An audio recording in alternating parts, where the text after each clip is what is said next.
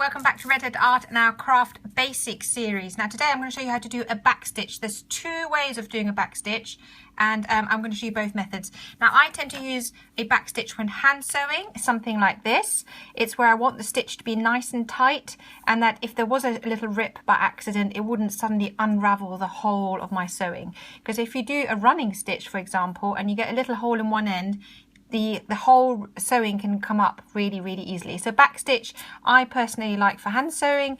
There's also other things that you can use it for when you're doing embroidery, but I think it's the best stitch for hand sewing. So let's put our little chicken out of the way so we don't get distracted, although I do quite like seeing him. Hello little chick.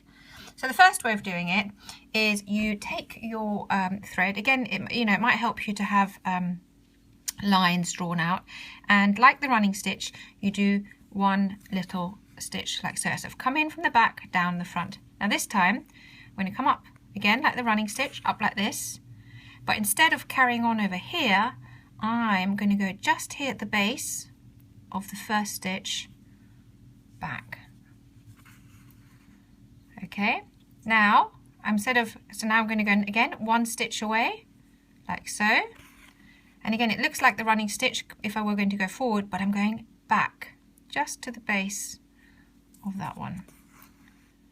So there we go. So that is the slightly easier version of the back stitch, because you're essentially doing the same as you're doing when you're doing a running stitch, but you're always going back rather than forwards. Okay, and it is sometimes helpful to have a line drawn. So again, one more and back. I think I did that one a little bit too big. Now the other way of doing it, and this is actually the way I sew now as a grown-up and with practice, is one, because this way I have to go into the back of the fabric out the front. So this way I'll start a stitch here.